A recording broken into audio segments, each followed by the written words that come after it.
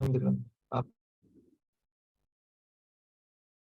الحمدللہ۔ تو آج جناب ہمارا 20واں جو ہے وہ روزہ ہے انشاءاللہ، جی جی اور اور یہ سمجھیں کہ بس 21ویں شب اب تھوڑی دیر بعد شروع ہو جائے گی. بالکل بالکل بالکل 21ویں شب شروع ہو جائے گی. پتہ نہیں ہے کتنے لوگ اعتکاف میں بیٹھے گے ہمارے بھائی بالکل پوری دنیا. لوگ اعتکاف میں بیٹھیں گے آج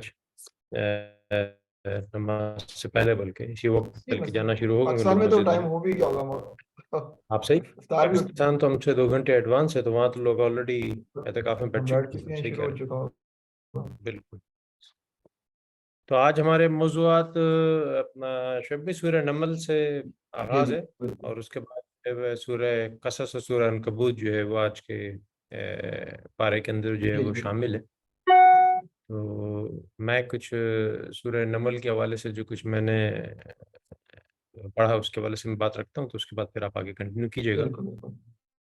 تو جو پارے کا آغاز ہی جو جن آیات سے ہو رہا ہے نا، وہ بڑی زبردست آیات ہیں یہ سورہ نمل کی نا. آیت نمبر 60 سے آنورڈ جو ہے وہ 64 تک جو 5 آیتیں ہیں، بہت ہی یعنی کہ یونیک ان کا اسٹائل ہے. 5 آیتوں کا بڑا ربط ہے آپس کے اندر، اور بیسیکلی جو ہے وہ اس میں توحید کے جو ہے وہ دلائل 5 دلائل جو ہے وہ دیے جا رہے ہیں. اور یعنی قرآن تو خیر توحید کے دلائل سے اور آیات آفاق و انفس سے وہ جو ہے بھرا ہوا ہے پورا قرآن ہی. جگہ جگہ جو ہے وہ بار بار ان چیزوں کا تذکرہ ہو رہا ہے. اور میرا خیال ہے ہمارے بچوں کے لیے، ہمارے یوتھ کے لیے بڑا ضروری ہے کہ ان آیاتوں کو جو ہے وہ توجہ سے سننا، غور کرنا. یہی ہمارے بچے آگے کل پڑھنے کے لیے جائیں گے مختلف ممالک میں. شعیب بھائی وہاں پھر ان کا لوگ جن لوگوں سے پالا پڑے گا، جو ایتھیسٹ ہیں، جو خدا پہ یقین نہیں رکھتے، طرح طرح کے الزامات جو ہے وہ مذہب پہ، دین پر، خدا پر لگاتے ہیں. تو یہی وہ آیتیں ہیں کہ جو پڑھ کر آپ کو جو وہ ڈھارس بنداتی ہیں، جو آپ کو سوچنے کا موقع دیتی ہیں. تو اسٹائل بڑا یونیک ہے. جس طرح میں نے کہا کہ ہر آیت کا آغاز جو ہو رہا ہے امن سے ہو رہا ہے، یعنی کہ بھلا، امن خلق السماوات، امن جعل الارض، امن یجیب، اور امن یہدیکم، اور امن یبدأ الخلق. سب کا آغاز جو ہے وہ ایک اسٹائل کے اندر ہو رہا ہے کہ اور وہ کون ہے، اور وہ کون ہے، اور وہ کون ہے. اور پھر جو ہے وہ توحید کی جو ہے وہ نشانیاں بتائی جا رہی ہیں. اور پھر اختتام جو ہو رہا ہے وہ ہر نشانی، ہر آیت کا اختتام جو ہو رہا ہے وہ آ الہ مع اللہ، کہ کیا اللہ کے ساتھ کوئی اور خدا بھی ہے جو ان کاموں میں شریک ہو سکتا ہے. ہر یعنی یہ 5 آیتیں بڑی میں نے کہا کہ یونیک ہیں، کہ 5 آیتوں کا اختتام جو ہے وہ آ الہ مع اللہ، اور پھر اس میں کوئی ایک سوچنے کا پہلو، بل اکثرهم لا یعلمون، قلیلا ما تذکرون، تعالی اللہ عما یشرکون ان کنتم صادقین. اس طرح کر کے جو ہے وہ ان کا اختتام ہو رہا ہے.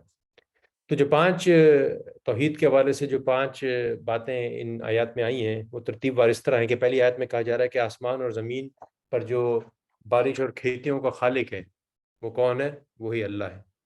پھر دوسری آیت میں کہا جا رہا ہے کہ زمین، نہریں، پہاڑ اور سمندروں کا جو سارا نظام چلانے والا ہے وہ اللہ ہے.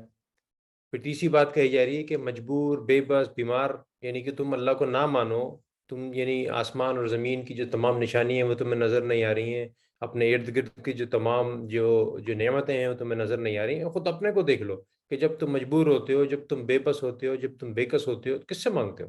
یعنی مشرکین کا حال بھی یہ تھا کہ جب وہ پریشانی کے حال میں وہ اللہ کو پکارتے تھے، بعد میں پھر جو ہے وہ اپنے جو ہے وہ معبودوں کی طرف چلے جاتے تھے. لیکن جب ان کو بھی اندازہ تھا کہ جب جو مسئلے کا حل جو ہے وہ حل کرنے والا صرف جو اللہ کی ذات ہے. اور یہ بڑا ایک یونیک وہ پہلو ہے شعیب بھائی. جتنے بھی مذاہب ہیں، جتنے بھی جو ریلیجن کے جو بھی جو بھی تو وہ ہیں، ان سب میں ایک خدا کا تصور موجود ہے، اور جو مجبوری میں جو ہے وہ آدمی اسی کی طرف لوٹتا ہے. پھر چوتھی چیز جو کہی گئی، فورتھ پوائنٹ بتایا گیا کہ بحری اور بری جو رستے ہیں تاریکیوں میں کون دکھاتا ہے تمہیں. یعنی جب کشتی تم چلاتے ہو، یعنی ستاروں کی صورت کے اندر، اور کشتی میں جو ہے نیویگیشن کی صورت میں جو ہے وہ یہ سارا نظام جو اللہ تعالیٰ نے بنایا ہوا تھا آج اس وقت سے لے کر آج تک، تو کون ہے اس کو چلانے والا؟ ان ہواؤں کو چلانے والا کون ہے؟ تو یہاں یہ چوتھی چیز یہ بتائی. اچھا، پانچویں چیز جو ہے بڑی امپورٹنٹ ہے، اور اس پہ ہم تھوڑا سا چاہیں گے مزید اور بات کریں، کہ اب یہ کہا جا رہا ہے کہ 5ویں آیت کے اندر کہ امن یبدأ الخلق ثم یعیدہ ومن یرزقکم من السماء والارض اإلہ مع اللہ قل ہاتوا برہانکم ان کنتم صادقین. اور وہ کون ہے جس نے خلق یعنی زندگی کی ابتدا کی، اور پھر وہ اس کا اعادہ کرتا ہے. اور کون تم کو آسمان و زمین سے رزق دیتا ہے؟ کیا اللہ کے ساتھ کوئی اور بھی ان کاموں کا حصہ دار ہے؟ کہو لاؤ اپنی دلیل اگر تم سچے ہو. تو اس میں جو پوری جو ہیومن کریشنز اور ہیومن کنٹینیویشن کا جو نشانی رکھی گئی ہے، یہ بھی بڑی امپورٹنٹ ہے ہمارے بچوں کے لیے، ہمارے یوتھ کے لیے اس کو سمجھنا. کیونکہ معاشرے میں بہت سارے گمراہ کن نظریات جو پھیلائے گئے ہیں، اور جو ہمارے نوجوان نسل جب سائنس پڑھتی ہے، بیولوجی پڑھتی ہے اور جدید علوم پڑھتی ہے، اور وہاں یہ تھیوریز اور کانسیپٹس دیکھتی ہے، تو وہ پھر تھوڑا سا چیلنج ہوتے ہیں کہ بھئی ہمارا دین کا تصور اس کے اندر کیا ہے. تو دین کا تصور تو بڑا کلیئر ہے، بالکل کہہ دیا گیا کہ وہی خدا ہے کہ جس نے جو ہے وہ انسان کو اور تمام مخلوقات کو بنایا، اور وہی خدا ہے جو اس کا جو ہے وہ اعادہ کرتا ہے. اب اس میں جو کچھ کانسیپٹ ہمیں دیے گئے ہیں سائنس نے شعیب بھائی، جو بالکل ہی بونگی قسم کے کانسیپٹ نے، کہ جناب اچانک جو ہے وہ کچھ دھماکہ ہوا اور جناب کچھ جو ہے وہ کیمیکلز ملے، اور کیمیکلز ملنے سے جو ہے وہ اس دنیا میں جو ہے وہ حیات کا آغاز ہو گیا، اور پھر وہ حیات جو ہے وہ اپنی شکل تبدیل کرتی رہی ملینز اور ملینز ایئرس اگو. اور وہ جو ہے وہ ایک سیل سے اس کا آغاز ہوا، اور پھر وہ پہلے نباتات کا آغاز ہوا، پھر نباتات سے جو ہے وہ پلانٹس، اور جو ہے وہ ویجیٹیشن سے جو ہے وہ اینیملز بننا شروع ہو گئے. پھر اینیملز کی ماشاء اللہ ڈارون صاحب بیچ میں آ گئے کہ جن کی تھیوری یہ ہے کہ جناب وہ جو سروائیول آف فٹسٹ کی جو تھیوری ہے ان کی، کہ جو ہے وہ انسان میں جو اس دنیا میں جو ہے وہ جو جو جو ساری حیات ہے وہ ایوالو ہوئی ہے، اور وہ ایک بیسک فارم سے جو ہے وہ ہائر فارم کی طرف جو اس کی ایولیوشن ہوا ہے. اور اس میں جو ماشاء اللہ انہوں نے جو کانسیپٹ دیا ہے کہ انسان جو ہے وہ بندروں سے جو ہے وہ ان کا جو ہے وہ آغاز ہوا ہے، اور بندر سے جو ہے وہ پھر جو ہے وہ انسانی شکل میں جو ہے وہ یہ حیات آئی ہے. تو اسلام جو ہے وہ اس کی بالکل نفی کرتا ہے. اسلام بالکل کلیئر اللہ تعالیٰ یہاں بات کر رہا ہے کہ خلق کا آغاز بھی اس نے کیا، خلق کا اعادہ بھی اس نے کیا ہے، اور بلکہ مطلب چیلنج کر رہا ہے نا، وہ چیلنج بھی کر رہا ہے کہ تم ہمت تو کر کے دکھا دو. تم ذرا یہ جو کچھ کیمیکل جو تمہیں پتہ لگ گئے ہیں کہ انسان کے اندر ہوتے ہیں، سوڈیم، پوٹاشیم اور پروٹین اور لپڈز اور کاربوہائیڈریٹ اور یہ وغیرہ وغیرہ، اور ڈی این اے کا اسٹرکچر بھی تمہیں پتہ لگ گیا ہے، جینز کا اسٹرکچر بھی تمہیں پتہ لگ گیا ہے، تو بنا لو ذرا کچھ لیبورٹری کے اندر بنا کے لیا ایسی چیزیں. تو مطلب یہ کہ انسان نہیں کر پایا آج تک. اور ٹھیک ہے کچھ بیسک چیز انسان کا کامیاب ہو گیا بنانے میں، لیکن اس کے باوجود جو ہے وہ انسان کو یہ سکسیس اب تک حاصل نہیں ہوئی ہے کہ وہ سکسیسفلی جو ہے وہ اپنے کنٹرول میں مکمل جو ہے وہ موت و حیات کو جو ہے وہ اپنے کنٹرول میں کر لے. تو خاص طور پر ڈارون صاحب جو ہیں، جن کی تھیوری اکثر جو ہے وہ شعبے پریشان کرتی ہے ہمیں اور ہمارے نسل کو بھی، اور ان کی تھیوری کو تو شعیب بھائی سائنس نے خود بھی اس پہ بہت سارے آبجیکشن لگائی ہیں کہ ان کا جو کنسیپٹ ہے کہ ایک تھیوری ہے، یہ اس کو پروون ایویڈنس اس کے پاس نہیں ہے. مطلب اس میں سب سے بڑا تو جو سوال ان کے سامنے لایا جاتا ہے وہ یہ ہے کہ بھائی اگر آپ کہہ رہے ہیں کہ ایک نسل سے دوسری نسل کی طرف جو ہے وہ، یا ایک اسپیشی سے دوسری اسپیشی کی طرف سے ایوولوشن ہوئی ہے، تو ذرا وہ ٹرانزٹ اسپیشیز تو دکھا دیجیے کہیں لا کے آپ. تو کوئی ہے ہی نہیں، کوئی ایویڈنس ہی نہیں کوئی. اگر آپ کہہ رہے ہیں کہ پہلے بندر تھے پھر انسان بن گئے، تو درمیان میں کیا تھا؟ اگر درمیان میں کچھ تھا تو کوئی کہیں سے کوئی فوسلز لائیے، کوئی ان کا ایویڈنس لائیے، کوئی ان کا ڈی این اے لائیے، کوئی ان کا کوئی کچھ نہیں ہے. اور تو یہ سارے جو ہے وہ، یعنی ٹھیک ہے ہم اسلام سائنس کی نفی بالکل نہیں کرتا، اور جو سائنٹیفک پروون ایویڈنس ہیں اسلام ان کو پوری طرح ایکسیپٹ کرتا ہے.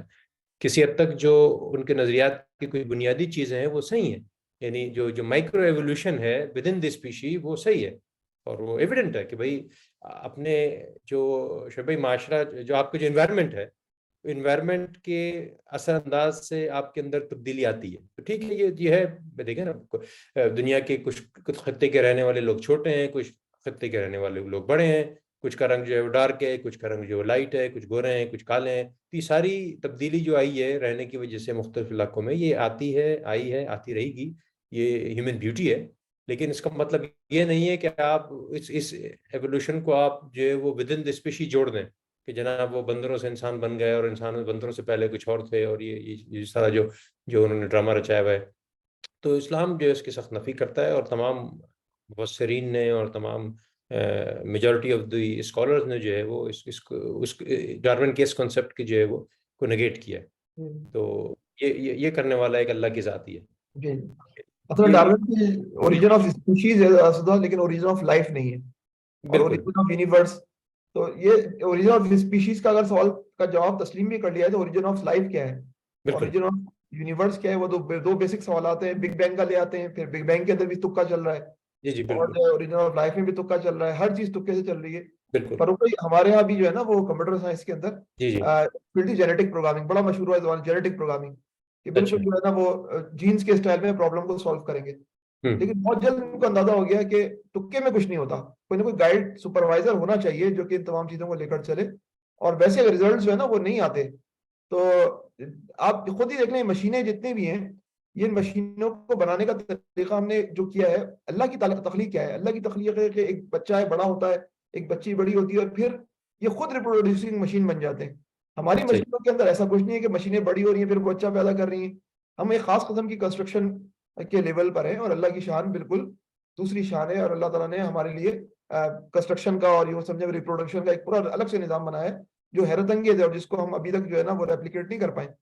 تو اچھا آگے چلتے ہیں.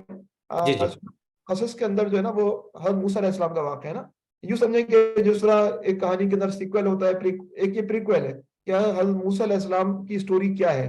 ہم اب تک یہ پڑھتے ہیں کہ حضرت موسیٰ علیہ السلام پہنچ گئے حضرت ہارون علیہ السلام کے ساتھ فرعون کے دربار میں. تو آخر اس سے پہلے کیا ہوا تھا؟ حضرت موسیٰ علیہ السلام اصل میں حضرت یوسف علیہ السلام کی نسل سے تھے, اور ایک طویل عرصے کے بعد جو ہے نا وہ بنی اسرائیل جو تھے, جو یعقوب علیہ السلام کی اولاد ہیں, یہ غلام بن چکے تھے, اور جو ہے وہ فرعون ان پر ظلم کرتا تھا, فرعون ان کے بچوں کو قتل کرتا تھا, ان کی بچی کو زندہ رکھتا تھا تاکہ اپنے مقاصد حاصل کر سکے, اپنی جو ہے وہ سسٹمز کو چلا سکے. اچھا حضرت موسیٰ علیہ السلام کے جو ہے وہ پیدائش کے وقت کچھ ایسے واقعات پیش آئے کہ جو ہے وہ فرعون اس وقت جو ہے وہ بنی اسرائیل کی نسل کشی میں مصروف تھا, ان کے نوجوانوں کو, ان کے بچوں کو قتل کر رہا تھا پیدا ہونے والے. تو اب حضرت موسیٰ علیہ السلام کی والدہ بھی پریشان تھی کہ کیا کیا جائے. تو اللہ تعالیٰ نے کہا کہ پریشان مت ہو, جب تمہیں خطرہ محسوس ہو تو اس کو دریا میں بہا دینا, ہم اس کو تمہارے پاس واپس لے کر آ جائیں گے. اور پھر ایسے ہی ہوا, جب خطرہ محسوس ہوا تو موسیٰ علیہ السلام کی والدہ نے جو ہے وہ ان کو ایک ٹوکری میں بہا دیا پانی میں, اور پانی کے بہاؤ کے ساتھ وہ محل کے پاس پہنچ گئے. اور محل میں فرعون کی بیوی نے جو ہے وہ حضرت موسیٰ علیہ السلام روتے ننھے شیر خوار بچے کو اٹھا لیا, اور جو ہے وہ حضرت موسیٰ علیہ السلام جو کہ فرعون کا مستقبل کا سب سے بڑا دشمن تھا, حضرت موسیٰ علیہ السلام کو اللہ نے ایسی تدبیر کی کہ وہ ادھر ہی پلے بڑے جوان ہوئے. لیکن اب سوال یہ تھا کہ ماں کے ہاتھ سے تو بچہ نکل گیا, تو اللہ تعالیٰ نے ایسا نظام کیا کہ حضرت موسیٰ علیہ السلام نے تمام خواتین کا دودھ پینے سے انکار کر دیا. اچھا حضرت موسیٰ علیہ السلام کی بڑی بہن جو ہے ان کا نام تھا مریم, جو مریم جن کے نام پہ عیسیٰ علیہ السلام کی والدہ مریم بھی ہیں. تو موسیٰ علیہ السلام کی بڑی بہن مریم جو تھی ان کو کہا گیا کہ آپ جائیں اور جو ہے وہ وہاں محل میں پیچھے پہنچے کہ ٹوکری کہاں جاتی ہے. مریم نے رپورٹ کیا کہ بھائی یہ تو جو ہے وہ محل میں پہنچ گئی, اور پھر محل تک وہ پہنچی, اور محل میں انہوں نے بتایا کہ ہم ایک ایسے گھر والوں کو بتاتے ہیں جو اس بچے کی بڑی اچھی جو ہے تکریم اور اس کی جو ہے ضروریات کی تکمیل کرے گا. اور اس طرح موسیٰ علیہ السلام پھر اپنی ماں کے پاس پہنچ گئے. اس کا مطلب موسیٰ علیہ السلام کو پوری بنی اسرائیل کی روایتیں جوانی تک انہیں سب پتہ ہے کہ ہماری قوم کے ساتھ کیا ہو رہا ہے. پل رہے ہیں وہ ریسورسز کس کی ہیں, وہ ریسورسز ساری کی ساری جو ہے فرعون کی ہیں, اور جو ہے وہ تاریخ کس کی ہے ان کو پورا پتہ ہے کہ جو ہے بنی اسرائیل کی ہے. آج بھی جو ہے وہ میں فرعون تو نہیں کہوں گا, لیکن ہماری بڑی تعداد جو ہے نوجوان نسل جو ہے وہ بیرون ملک پڑھنے جاتی ہے, اور جو ہے وہ اللہ تعالیٰ ان کو جو ہے وہ ریسورسز استعمال کرنے کا موقع دیتا ہے جو ریسورسز شاید ان کو اپنے ممالک میں میسر نہیں ہے. لیکن ان کو اپنی تاریخ سے خوب واقف ہونا چاہیے, بجائے اس کے کہ وہ دوسری تہذیب میں جا کر ضم ہو جائیں, بلکہ ان کو جو ہے وہ اس کا فائدہ اٹھاتے ہوئے اپنی تاریخ کو جو ہے وہ مضبوط کرنے کی اور تاریخ کو دوبارہ جو ہے وہ حال کے اندر بدلنے کی کوشش کرنی چاہیے. بہرحال موسیٰ علیہ السلام بڑے ہوئے اور جو ہے وہ اپنی یعنی کہ شدت کو پہنچے, خوب طاقت آئی. ایک دفعہ صبح نکلے تو جو ہے وہ ان کی قوم کا بندہ ایک اور قوم سے لڑ رہا تھا, اور ایک قوم کے بندے سے لڑ رہا تھا, یعنی کہ بنی اسرائیل ورسز قبطی وہاں کی مقامی قوم تھی.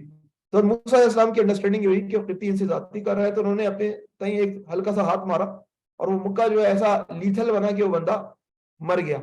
حضرت موسیٰ علیہ السلام فرار ہو گئے اور پریشان ہو گئے کہ یہ کیا ہوا, اللہ سے معافی مانگی. اچھا اگلے دن پھر جو ہے نکلے ڈرتے سہمے کہ بھائی پتہ چلا وہی بندہ جو تھا وہ بنی اسرائیلی وہ کسی اور قبطی سے لڑ رہا تھا.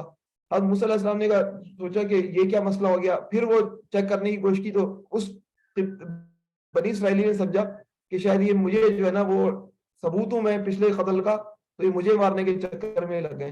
تو موسیٰ علیہ السلام کو تعلق کہا کہ تم فساد کرتے رہتے ہو. اس طرح کی باتیں اس نے کی جس کے بات کلیئر ہو گئی کہ کل کا قاتل کون ہے. کل ہونے والے قتل کا قاتل اصل میں جو ہے وہ موسیٰ علیہ السلام ہے. حضرت موسیٰ علیہ السلام کے اچھے تعلقات تھے. دربار میں سے ایک فرد آیا دوڑتا ہوا اور اس نے فوراً بتایا کہ جو ہے بھائی تمہارے تو قتل کی منصوبہ بندی ہو رہی ہے، فرار ہو. پھر حضرت موسیٰ علیہ السلام کو جو ہے وہ ہنگامی طور پر جو ہے وہ مصر سے نکلنا پڑا. آپ روانہ ہوئے اور اس جگہ پہنچے ہم مدین ہے. اور مدین کہا جاتا ہے کہ ہمارے سعودی عرب کے اندر ہی موجود ہے، کچھ اور عرب بھی موجود ہیں. وہاں جو ہے وہ دو بہنیں بیچاری ایک کنویں پہ بیٹھی تھی، انتظار کر رہی تھی کہ لوگ جو ہے وہ ہٹیں تو پھر اپنے مویشیوں کو وہ پانی پلائیں. حضرت موسیٰ علیہ السلام نے ان کی مدد کی اور پھر بالآخر وہ ان کے والد کے پاس پہنچ گئے اور انہوں نے کہا کہ تم جو ہے وہ اگر 8 سال ہماری خدمت کرو اور یا 10 سال کرو تو میں اپنی ایک بیٹی کو جو ہے تمہارا بیاہ دوں گا. اور پھر وعدے کے مطابق ان کی بیٹی بیائی گئی. شاید وہ شعیب علیہ السلام اور موسیٰ علیہ السلام جو ہے وہ واپس روانہ ہوئے. ایک بات نوٹ کرنے کی ہے کہ موسیٰ علیہ السلام کی اولاد، حضرت موسیٰ علیہ السلام کی جو ہے وہ جو اہلیاں ہیں وہ پیور بنی اسرائیل کی نہیں ہیں، پیور بنی اسرائیل کی نہیں ہے، وہ آؤٹ سائڈر ہیں. اسی لیے حضرت موسیٰ علیہ السلام کی اولاد بنی اسرائیل میں بہت زیادہ معتبر نہیں ہے. اس کے مقابلے ہارون علیہ السلام کی اولاد بنی اسرائیل میں زیادہ معتبر ہے کیونکہ وہ پیور ہے، یعنی کہ ان کی بیگم بھی جو ہے وہ بنی اسرائیلی ہے. تو پھر حضرت موسیٰ علیہ السلام کے پھر آگے چلتے ہیں اور پھر ان کو راستے میں جو ہے وہ اپنی فیملی کو لے کر آ رہے ہوتے ہیں تو ان کو اللہ تعالیٰ نور نبوت سے سرفراز فرماتے ہیں، ان سے گفتگو کرتے ہیں. وہ پھر ایک پورا واقعہ ہے. لیکن ہمارے سامنے یہ بات آ گئی کہ آخر یہ کیا معاملہ ہے کہ حضرت موسیٰ علیہ السلام جو ہے وہ مدین پہنچ گئے اور مدین سے اچھا پھر حضرت موسیٰ علیہ السلام کو جب ذمہ داری دی گئی تو انہوں نے کہا کہ بھائی مجھے مدد کروائیں، میرا بھائی ہارون مجھ سے زیادہ جو ہے نا وہ افصاح ہے، بولنے میں زیادہ فصیح ہے. تو موسیٰ پھر بات ہوئی کہ ٹھیک ہے ان کو بھی لے لیں تمہارے مددگار کے طور پر. پھر حضرت موسیٰ علیہ السلام خفیہ طور پر جو ہے وہ مصر میں داخل ہوئے، اپنے بھائی کو لیا اور پھر جو ہے وہ اپنے بھائی کو لے کر جو ہے وہ پھر فرعون کے دربار میں داخل ہوئے. اب آپ کے ذہن میں آ رہا ہوگا نا فرعون کے دربار میں حضرت موسیٰ علیہ السلام ہارون علیہ السلام کیسے پہنچ گئے. یعنی طور پر خفیہ طور پر پہلے کہیں ملاقات ہوئی ہارون علیہ السلام سے، پوری بات ڈسکس ہوئی اور پھر حضرت ہارون علیہ السلام کو لے کر جو ہے یہ کہاں گئے فرعون کے دربار میں. یہ تھوڑی سی کہانی ہے اور پھر جو کچھ ہوا ہم پہلے ڈسکس کر چکے ہیں. اچھا اس کے بعد جو ہے نا وہ ایک اور بات بھی جو سورۃ القصص کے اندر بیان ہوئی ہے وہ یہ بیان ہوئی ہے کہ اللہ تعالیٰ جو ہے وہ کسی بستی پہ عذاب نہیں نازل کرتا جب تک کہ وہ اس کی ام القریٰ، اس کی سب سے اہم بستی پر جو ہے وہ کوئی نبی کو نہ بھیج دے. یعنی کہ ایسا نہیں ہے کہ اگر جو ہے وہ 10 بستیاں ہیں تو اللہ تعالیٰ 10 بستیوں کے اندر اپنے نبی کو بھیجے گا، نہیں. اللہ تعالیٰ ایک مین بستی پہ بھیجتے ہیں.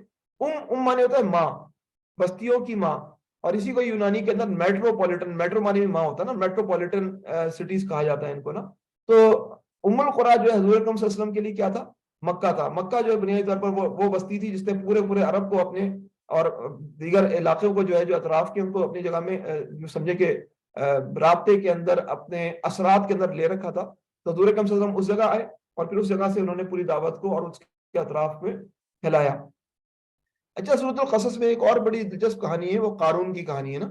قارون کی کہانی ہمیشہ مجھے اس لحاظ سے بڑی آئیڈیلائز کرتی ہے کہ میں ہمیشہ یہ سوچتا تھا اور یہ آپ کے ذہن میں بھی آئے گا یقیناً جو ساتھی جو یہاں پر شرکا موجود ہیں، کہ فرعون جو ہے وہ ایک عقل مندی کا مظاہرہ کر لیتا، ایک عقل مندی. اور وہ عقل مندی کیا کہ جب اس نے دیکھا کہ بنی اسرائیل سمندر پھٹ چکا ہے، وہ اندر جا چکے ہیں، تو فرعون یہ کرتا کہ جو ہے وہ کہتا کہ نہیں میں نہیں جاؤں گا، کہیں یہ دوبارہ مل جائے گا تو یہ میں ڈوب جاؤں گا.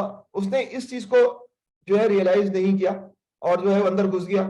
لیکن قارون کے واقعے میں ہمیں ایک اور ریئلائزیشن ملتی ہے کہ ضروری نہیں ہے کہ بندہ جو ہے سمندر میں ڈوبے، بندہ جو ہے وہ زمین کے اندر بھی ڈوبا جا سکتا ہے. اور قارون کے اندر بنیادی طور پر جو ہے وہ خسف جو ہوا ہے وہ اس کا، قارون کا اور اس کے گھر کا جو اس کا پورا حویلی تھی زمین کے اندر یہ دھستے چلے گئے. واقعہ ہے قارون کا، قارون جو ہے وہ قبطیوں میں نہیں تھا، فرعون کی قوم میں سے نہیں تھا. قارون فرعون کی قوم میں سے تھا، بلکہ قرآن کہتا ہے موسیٰ علیہ السلام کی قوم میں سے تھا. موسیٰ علیہ السلام کی قوم میں سے ہو کر وہ غدار تھا. وہ فرعون سے ٹھیکے لے کر نہ جانے کیا کیا کچھ کر کے اس نے جو ہے وہ اپنی دولت کو جو ہے بنایا ہوا تھا. اور وہ ایک یوں سمجھے کہ وہ اس زمانے کا بل گیٹس تھا. اس کے جو ہے وہ خزانے ایسے تھے کہ اس کی جو چابیاں تھی وہی غلام و مشکل اٹھا پاتے تھے. آج کل کی چائنا والی لاکس تو چھوٹی چھوٹی چابیاں ہوتی ہیں، لیکن پرانے زمانے میں چابیاں بھی ذرا بڑی ہوتی تھی. تو وہ جو ہے وہ اس کی قوم کے لوگوں نے کہا کہ تم اتنے اکڑتے ہو. اچھا حضرت موسیٰ علیہ السلام نے ملاقات نہیں کی قارون سے. قرآن کے مطابق قارون کے پاس حضرت موسیٰ علیہ السلام کی قوم کے وفد گیا ہے اور اس نے جو ہے ان کو سمجھانے کی کوشش کی کہ یوں اکڑا نہیں کرو، پیسے کو ضائع نہیں کیا کرو اور نہ पैसे की कंजूसी का मुजाहरा करो, आखिरत का घर भी बनाओ, दुनिया का घर भी बनाओ. तो फिरौन ने कहा भाई साहब ये चीज जो मुझे मिली है ये मेरे जीनियस पन कैसे मिली, मेरे इल्म की वजह से मिली है, जो मेरे पास इल्म है. तो फिर फिरौन ने एक दफा सोचा कि जब ये वक्त आया तो उसके बाद कि मैं जरा लोगों को दिखाऊं तो मैं हूं क्या और मेरे पास क्या कुछ नहीं है. तो उसने जो है वो बाकायदा एक कॉन्वाय बनाया, उस कॉन्वाय में हटो बच्चों की आवाजें और जबरदस्त तरीके से जो है वो अपना डिस्प्ले किया गया अपनी दौलत का. लेकिन हुआ ये कि जो दुनियादार दो किस्म के थे, उन्होंने कहा कि काश ये कारून तो बड़ा जबरदस्त नसीबे वाला है, मोस्ट लकी पर्सन, और हम भी काश हमारा भी ऐसा नसीब होता. और उस वक्त असहाबे इल्म ने कहा कैसी बातें करते हो. फिर क्या हुआ कि अगले दिन जो है वो कारून समंदर के अंदर खुश्की के अंदर खसफ हो गया, उसका घर भी जो है जमीन में धंस गया.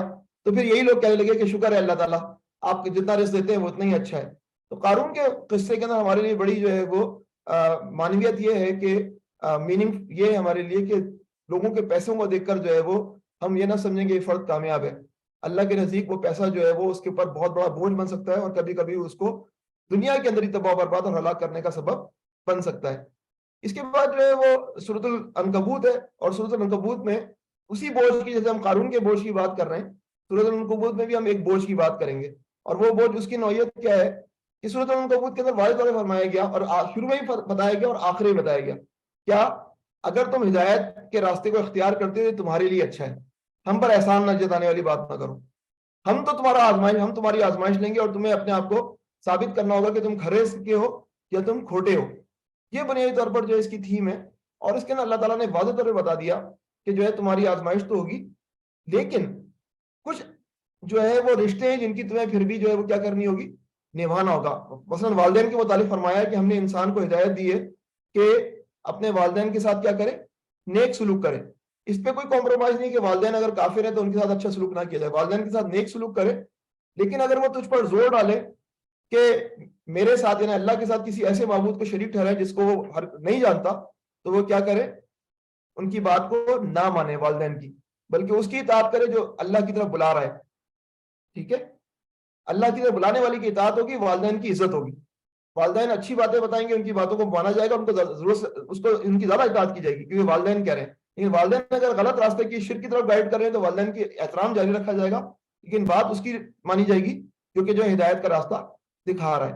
तो ये वो चीजें जो कि मौजूद होती है. और उसके बाद अल्लाह ताला जो है वो एक बात बताते हैं कि मोमिनीन को मिसगाइड करने के लिए बाज लोग ये कहते थे कि देखो तुमसे हम ये गारंटी लेते हैं, हम देते हैं, तुम आखिरत की बात करते हो, आखिरत के अंदर हमारे साथ ये हो जाएगा, आखिरत में हमारे साथ ये हो जाएगा, हम तुम्हारे बोझ को उठा लेंगे, तुम्हारे गुनाहों के बोझ की गठरी क़यामत के दिन हम उठा लेंगे, तुम जो है रिलैक्स करो, तुम क्यों परेशान हो रहे हो इन चक्करों में, तुम जिस तरह जिंदगी गुजारना चाहते हो जिंदगी गुजारो.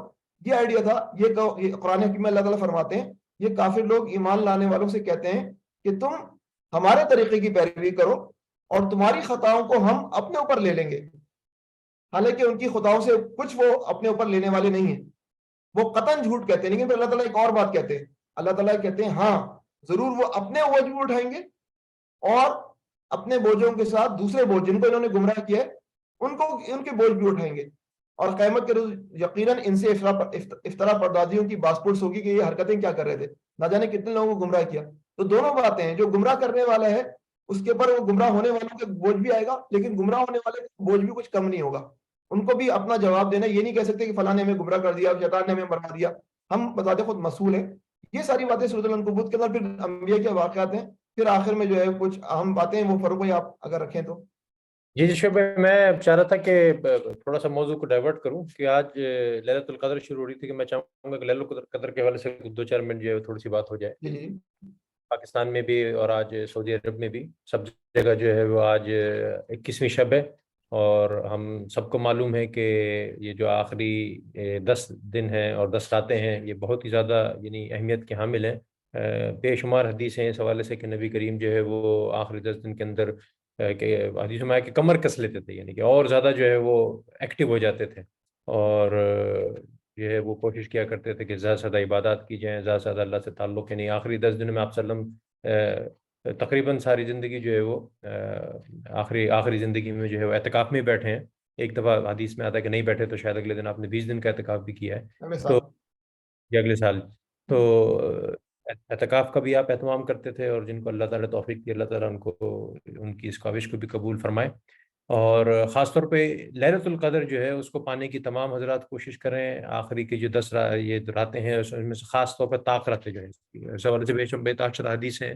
تو ایک حدیث جو ہم پہلے بھی سن چکے ہیں رمضان کے حوالے سے، اس کو لیلۃ القدر کے حوالے سے بھی آئی کہ ومن قام لیلۃ القدر ایمانا واحتسابا غفر له ما قدم من ذنبه، کہ جو ایمان اور احتساب کے ساتھ جو ہے وہ اس رات کو قیام کرنے کا جس کو نصیب ہو گیا تو اس کے جو ہے وہ اللہ تعالیٰ گناہ معاف کر دے گا.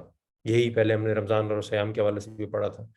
اور یہ رات اتنی اہمیت کی حامل کیوں ہے؟ ہم پڑھ چکے ہیں سورہ قدر کے اندر انا انزلناہ فی لیلۃ القدر کہ یہ رات جو ہے وہ نزول قرآن کی رات ہے. سورہ دخان میں بھی اسی طرح کی آیت آئی ہے کہ اس رات اسی مبارک رات کو جو ہے وہ قرآن کو نازل کیا گیا. اور قدر کے معنی دو ہیں، اور ایک قرآن میں بھی آئے ہیں کہ ایک قدر کے معنی یہ ہے کہ اس رات جو ہے وہ فیصلے ہو جاتے ہیں، جو ہے وہ معاملات کے فیصلے ہو جاتے ہیں. اور دوسرا قدر کے معنی ہے اس کی اہمیت، کہ کتنی اہمیت کی وہ رات ہے، کہ جو خود سورہ قدر میں آگے کہا جا رہا ہے کہ لیلۃ القدر خیر من الف شہر، کہ یہ رات اتنی امپورٹنٹ ہے کہ ہزاروں مہینوں سے جو ہے وہ یہ جو ہے وہ بہتر رات ہے. تو 40 کے قریب احادیث ہیں اس حوالے سے مختلف صحابہ کی، اور متفق علیہ فیصلہ یہ کہ اس کی جو طاق راتیں ہیں یعنی 21 23 25 27 29 ان میں سے کوئی ایک شب ہے. کچھ حدیثوں میں 27 کی اہمیت زیادہ ہے، لیکن بحیثیت مجموعی جو ہے مفسرین کا اور محدثین کا جو خیال ہے وہ یہی ہے کہ پانچوں طاق راتوں کو یکساں اہمیت دینی چاہیے. کوئی ہمیں اندازہ نہیں کہ کون سی اس میں جو ہے لیلۃ القدر ہوگی. اور زیادہ تر تو لوگ اب یہی کہتے ہیں کہ 10 کی 10 راتیں ہی کوشش کر کے آپ جاگیں، کہ جتنی یعنی کوشش کر سکیں ان راتوں کو جو ہے وہ قیام کیجیے، اور جو ہے وہ عبادات کیجیے، مطالعہ قرآن کیجیے، نوافل کا اہتمام کیجیے، تہجد کا اہتمام کیجیے. اور خاص طور پہ جو لیلۃ القدر کے حوالے سے جو دعا ہے اللہم انک عفو تحب العفو فاعف عنا، یا فاعف عنی اپنے لیے مانگ رہے ہیں آپ، تو اس کو یاد کیجیے، اور اس کو زیادہ سے زیادہ جو ہے وہ ان آخری 10 دنوں کے اندر جو ہے وہ اس کا جو ہے وہ خیال رکھیے. اور شعیب بھائی رمضان کے شروع میں یاد ہے آپ نے وہ حدیث سنائی تھی کہ جبریل علیہ السلام جو ہے وہ نبی کریم کے پاس آیا ممبر پہ چڑھتے ہوئے، انہوں نے کوئی دعا کی اور آپ صلی اللہ علیہ وسلم نے آمین کہی.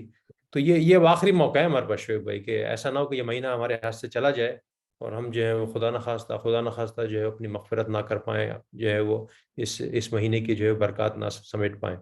اور بلکہ ایک ابن ماجہ میں تو لیلۃ القدر کے حوالے سے بھی حدیث آئی ہے کہ جو شخص شب قدر کی برکات سے محروم رہ گیا وہ ہر بھلائی سے محروم رہ گیا، یعنی اس سعادت سے صرف بے نصیب ہی لوگ جو ہیں وہ محروم رہتے ہیں.